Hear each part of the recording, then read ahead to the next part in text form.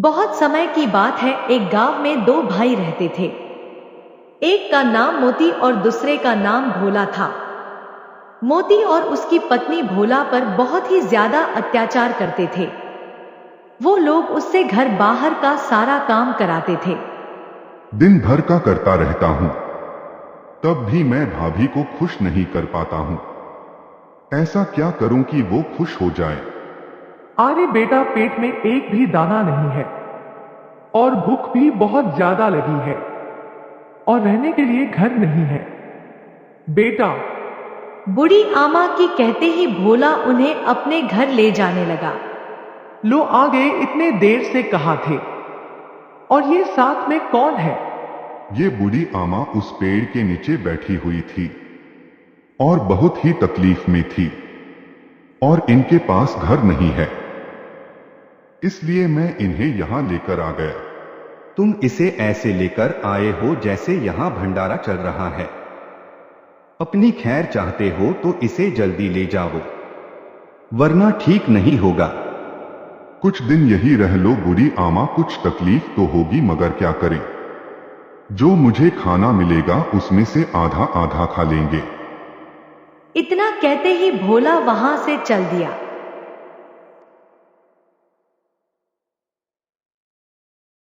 थोड़ी दूरी जाने के बाद उसके सामने एक जीन प्रकट हो जाता है। जीन को देखकर भोला डर जाता है और जीन कहता है, हे भाई, तुम्हारे पास मेरी बातें सुनने का टाइम है। अरे बाप रे, ये तो जीन है। जीन है। अरे बाप रे, तुम इंसानों की यही प्रॉब्लम है। जीन देखकर डर जाते हो। मुझे आज तक पता नहीं चला मैं एक अच्छा जीन और जादुई जीन हूं। मतलब मैं कैसे विश्वास कर लूं कि तुम अच्छे जीन हो। नहीं नहीं, मुझे विश्वास नहीं है। क्या कि जीन तो चिराग में होते हैं।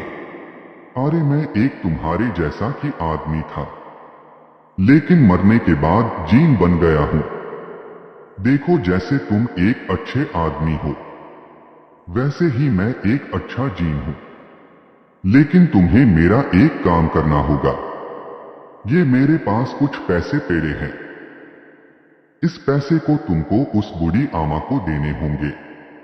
लेकिन जीन भाई, तुम उस बूढ़ी आमा पर इतना दया क्यों कर रहे हो? ये बहुत लंबी कहानी है। आज से मैं बहुत पहले रघुनाथपुर गांव में रघु की यहाँ का करता था। उसने मुझे एक दिन पैसे देकर एक काम करने के लिए भेजा। ये लो भाई, इसमें 5,000 रुपए है और इसमें सामान का लिस्ट है। इसमें जो सामान लिखा है वही लेकर आना। अगर तुम पैसे इधर उधर किए या लेकर भागोगे तो मुझे जेल में बंद करवा दूंगा। आप बिल्कुल चिंता मत कीजिए, पैसा इधर से उधर नहीं होगा। मैं वहां से पैसे लेकर चल दिया। गांव बहुत ही दूर था। चलते चलते शाम हो गया।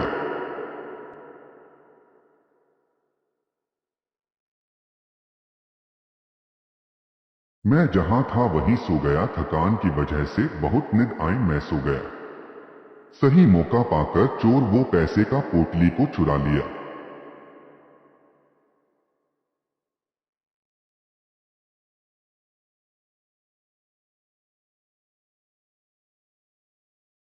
हे भगवान, मैं बर्बाद हो गया।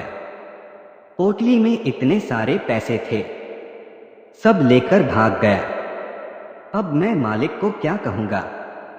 अब मुझे भागने के अलावा कोई रास्ता नहीं है। मैं तुम्हें पहचानती तो नहीं हूं बेटा, पर इतना जानती हूं कि तुम बहुत ही परेशान हो। परेशान की क्या, मैं तो पूरा बर्बाद हो गया। मेरी बात सुनने के बाद बूढ़ी आमा ने अपने घर ले गई। वह बूढ़ी आमा बहुत ही अमीर थी।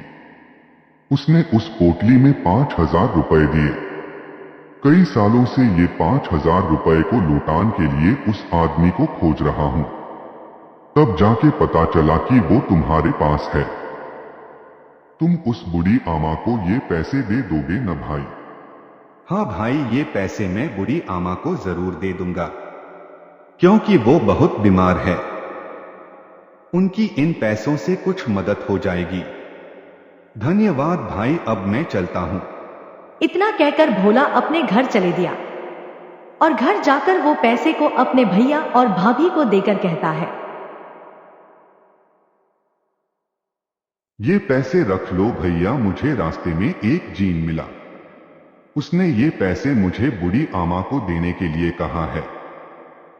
आप लोग इसे रख लो, मैं इसे सुबह ले लूंगा और बूढ़ी आमा को एक बड़े से डॉक्टर से इलाज करवाऊंगा। भोला वहां से चला जाता है। इतना सारा पैसे को देखकर उनको लालच आ गया।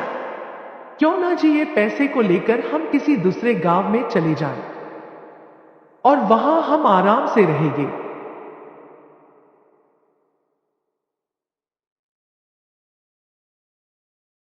फिर सुबह भोला उठा तो घर में को नहीं था। भोला समझ गया कि उन लोगों ने पैसे को लेकर भाग गए हैं। वह उन बूढ़ी आमा को अपने घर ले आया और देखभाल करने लगा। कुछ दिन में बूढ़ी आमा ठीक हो गई और कहती हैं, मैं इतने दिन से क्या थी, मुझे कुछ नहीं पता था, पर तुम्हारे सेवा के कारण मुझे सब कुछ पता चल गया है। रामनगर की रानी थी, तुम्हारे सेवा के कारण ही मुझे दूसरा जीवन मिला है। आज से तुम ही मेरे बेटे हो, तुम्हारे दुख दर्द मैं ही ठीक करूंगी। इस तरह भोला की जिंदगी बदल जाती है। वहां उस घर की जगह दूसरा घर बन जाता है। एक दिन उसके भैया और भाभी गरीब होकर अपने घर आते हैं और आके देखते हैं, ये क्या जी, हमारा घर कहां चला गया जी। इतना कहते ही भोला बाहर आता है। उसको अमीर देखकर वो हैरानी हो गए। भैया भाभी, आपकी ये हालत ये कैसी हो गई है? भोला तुम कैसे अमीर हो गए हो? ये सब उन बूढ़ी आमा के कारण हुआ है। वो रामनगर की रानी थी। ये सब उनके ही वजह से हुआ है। नहीं नहीं भाई, ये हमारे कर्मों की नतीजा है। तुम पहले से ही सही थे, इसीलिए हम लोगों को ये फल मिला है। ठीक है भाई, अब हम चलते हैं। तुम सुख में रहना भाई। नहीं भाभी, हम लोगों एक ही घर में रहेंगे।